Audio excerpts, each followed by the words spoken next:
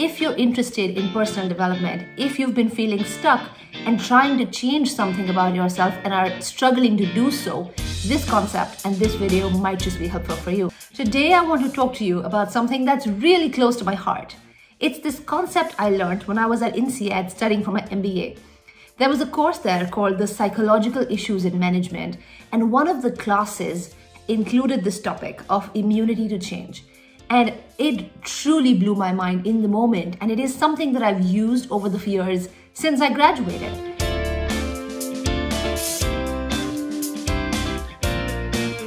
So there are 4 parts to this immunity to change framework, and each of the parts is super important to go through, and I'd love to go through this with you in a step-by-step so you can actually apply it while watching this video.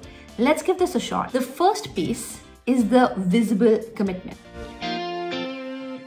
The visible commitment is you want to read more books, or you want to get healthier, or you want to practice self-compassion. That's part 1. Pick something in your life that you've been trying to change. These are 3 examples of different types of things that one could be trying to change. But if there's something else that comes to mind, feel free to pick that and do yourself a favor and get a notebook or something and write it down. Write down what it is you're trying to change. When I was at INSEAD, one of the things I wrote down in this class was I want to read more books. But I was really struggling to fit it into my routine and make that a part of my identity. So that was my example. Pick anything that's close to you and let's get started.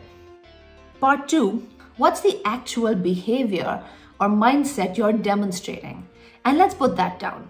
So in my case, for example, it was I'm not reading as many books as I'd like. Or in some example, it could be I'm not exercising as many times as I say I want to or believe I want to.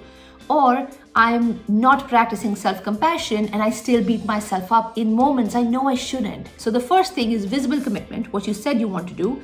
The second thing is what you're actually doing instead or not doing instead, depending on what your specific objective is.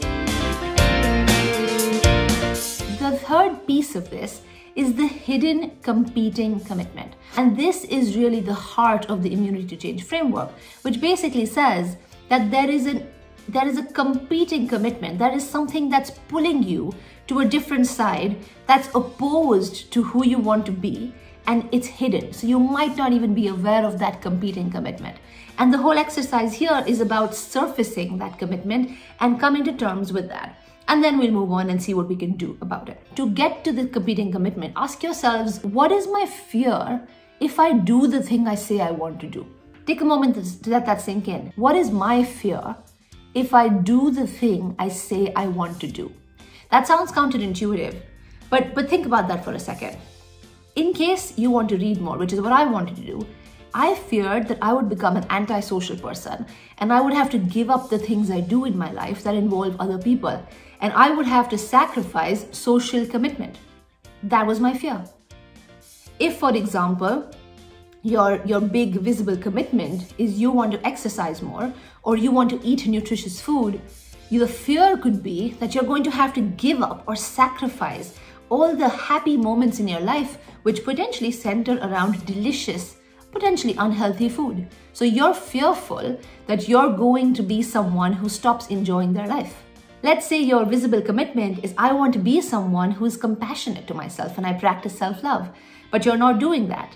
Now, when you try to access the fear is if I do this, if I become someone who practices self-compassion, I might become someone who's immodest and boastful. Just articulating that fear already starts to point to the flip side of this, which is what's the behavior I'm committed to?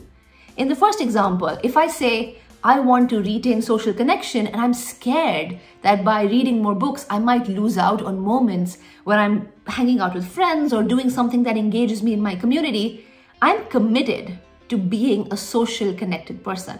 In the second example, where my fear might be that I'm fearful of missing out on happy moments of life which center around food, I am committed to being a spontaneous, happy person and enjoy my life. That's my commitment. In the third example of self-love, my fear, that is, I don't want to be a boastful person, indicates a competing commitment that I am somebody who wants to be modest and who wants to stay humble. Your commitment was X, you realize instead you were doing Y. Now you're imagining in the third situation, if I were to do Y, what would be the fear about that? And you're articulating that. That indicates to you what the competing commitment might be. And now that you've got the competing commitment articulated or surfaced, now you can actually question it.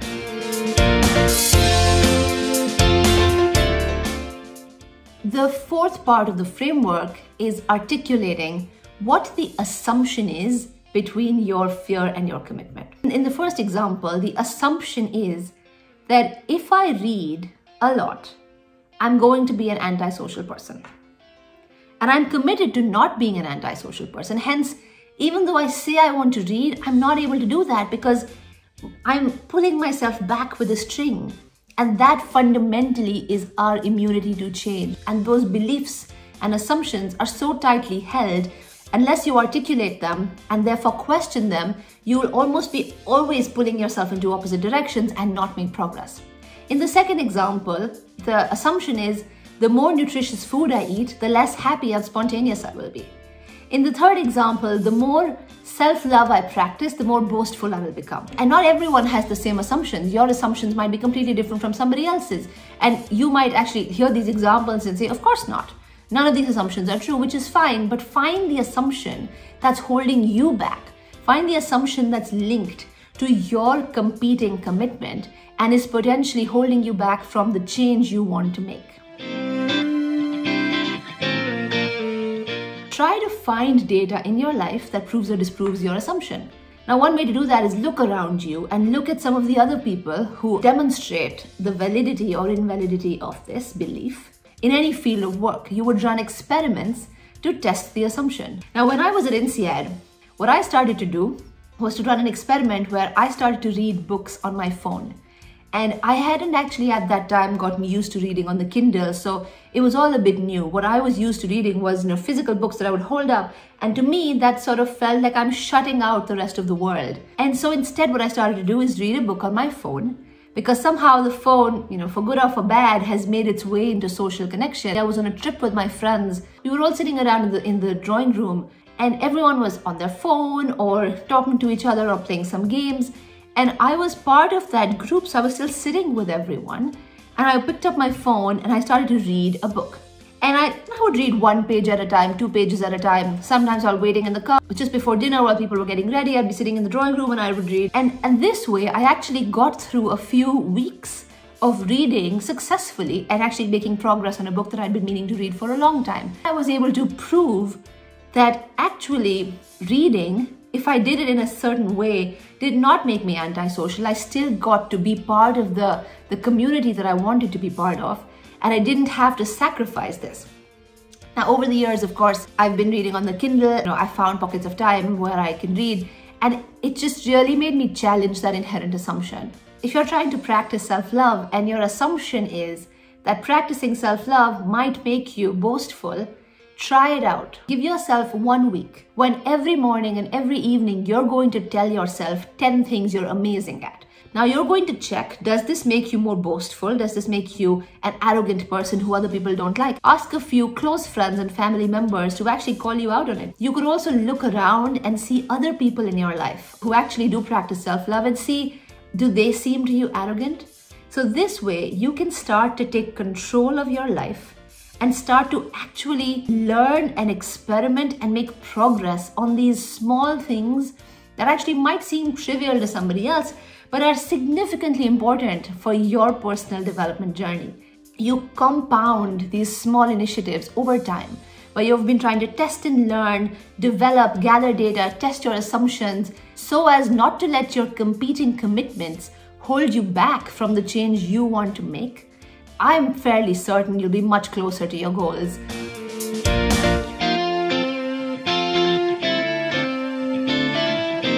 I'm really hoping that you find this useful and are able to apply this to your life. I'd love to hear about that in the comments. Hopefully, we can all take that one step closer to being the people we want to be.